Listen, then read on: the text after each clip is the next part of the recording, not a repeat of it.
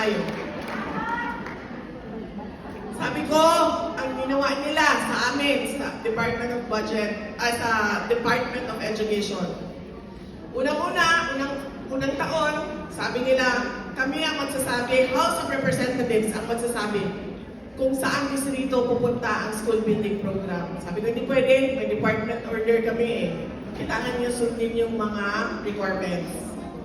Sa susunod na taon, ayaw na nila sundin yung requirements. Anong ginawa nila? Pinaghati-hatian nila per legislative district, in-attach nila yung paghati-hati nila sa budget. Kaya nung lumabas sa budget, nandun na ang listahan.